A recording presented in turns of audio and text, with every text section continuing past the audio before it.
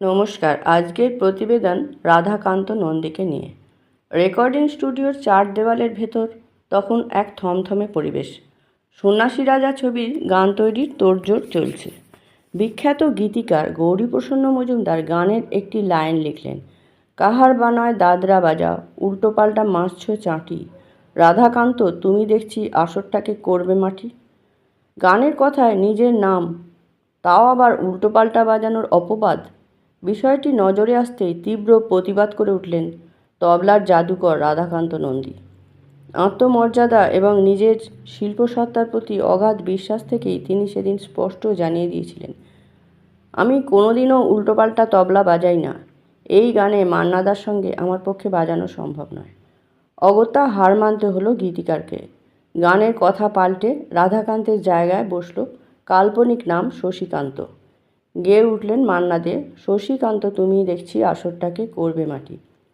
এই একটি ঘটনাই মানুষটির চরিত্রের দৃঢ়তা বুঝিয়ে দেওয়ার জন্য যথেষ্ট। তিনি জানতেন তার স্থান, জানতেন তার বাদ্যযন্ত্রের কদর, তাই তো তিনি বলতেন, তবলা আমায় বাজায় তাই তো আমি বাজি, তবলাকে মোর দুঃখ দিয়ে বাজাতে নই রাজি। এই জেদ আর আত্মবিশ্বাস একদিনে তৈরি হয়নি, এর পেছনে ছিল অসম্ভব মেধা আর তবলার প্রতি নিবেদিত প্রাণ। রুনা লায়লা একবার কলকাতায় এসেছিলেন সাধের লাউ গানটি রেকর্ডিং করতে। রিহার্সালের সময় রাধুবাবু বাজাচ্ছেন টুকটুক করে, পুরো হাত খুলে নয়। রুনা লায়লা তো চিন্তিত, সাত বা আট মাত্রার গানে রিদম প্লেয়ার যদি জমিয়ে না বাজায় তবে গান তো ঝুলে যাবে। অভিজ্ঞ রেকর্ডিস্ট তাকে আশ্বস্ত করে বললেন, তবলায় যিনি বসে আছেন আপনি একদম চিন্তা করবেন না ম্যাডাম, চোখ বন্ধ করে শুধু গেয়ে যান। রেকর্ডিং শুরু হলো, কিন্তু অদ্ভুত কাণ্ড, গানটি দুবার কাটতে হলো গায়িকার ভুল হওয়ার কারণে। শেষমেশ রুনা লায়লা স্বীকার করলেন, আই অ্যাম সরি, আপনাদের তবলাবাদক এমন দুর্দর্শ বাজাচ্ছেন, ঠেকা শুনতে গিয়েই আমারই গাইতে ভুল হয়ে যাচ্ছে। কেয়া বাত কেয়া বাত। ওস্তাদজির উদ্ভাবনী ক্ষমতা ছিল প্রশ্নাতীত। হেমন্ত মুখোপাধ্যায়ের সঙ্গীত পরিচালনায় বিকেলে ভোরের ফুল ছবির গান রেকর্ড হচ্ছে। দীঘা দীঘা দীঘা, দীঘার সমুদ্র এই গানটি। মিউজিক অ্যারেঞ্জার ভি বালসারা সাহেব চাইলেন গিটারে তৈরি একটি 4x4 ওয়েস্টার্ন রিদম প্যাটার্ন ব্যবহার করতে। সেখানে তবলার কোনো জায়গা নেই, কিন্তু হেমন্ত মুখোপাধ্যায় নাছোড়বান্দা। তার কথায় জর্দা ছাড়া পান আর তবলা ছাড়া গান, ধুর ধুর, রাধাকান্ত এসেছে, ওকে বাজাতে দাও। বালসারা সাহেব ও অনর, দুই মহারথীর তর্কের মাঝে রাধাকান্ত নন্দী এক অদ্ভুত প্রস্তাব দিলেন। বললেন, বালসারা সাহেব, আপনার এই প্যাটার্নটা রেখেই তার ফাঁকে ফাঁকে আমাকে একবার বাজাতে দেন, খারাপ লাগলে বাদ দিয়ে দেবেন।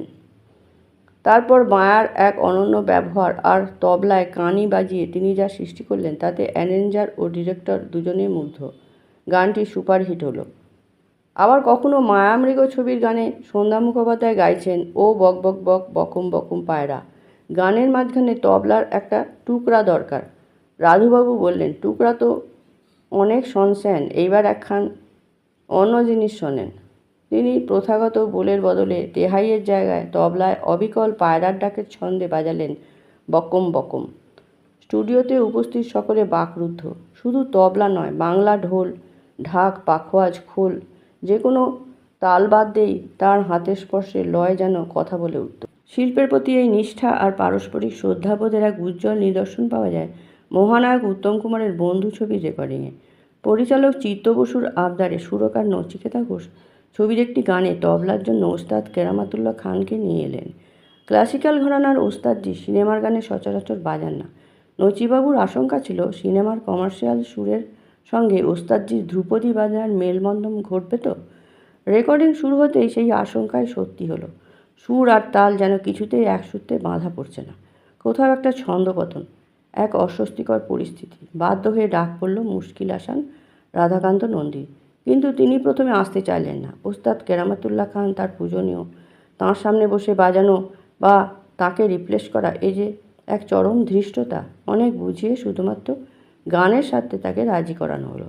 বুক দুরু দুরু অবস্থায় স্টুডিওতে ঢুকলেন রাধাকান্ত। গানটা দু একবার শুনে নিজের তবলায় যখন বোল ফেললেন, জাদুর মতো পাল্টে গেল পরিবেশ।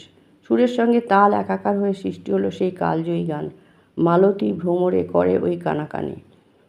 ভয় ছিলেন পাছে ওস্তাদ দিয়ে অসম্মান হয়, কিন্তু গান শেষ হতেই ঘটল এক অভাবনীয় দৃশ্য। কেরামতুল্লাহ খান আসন ছেড়ে উঠে এসে রাধাকান্ত নন্দীকে বুকে জড়িয়ে ধরলেন। সুর আর তালের এমন নিখুঁত বাঁধন দেখে তিনি আনন্দে আত্মহারা। ঈর্ষা নয়, সেদিন জিতেছিল সঙ্গীত, জিতেছিল পারস্পরিক শ্রদ্ধা। স্বর্ণযুগের শিল্পীদের এই মানসিকতাই তাদের মহান করে তুলেছিল।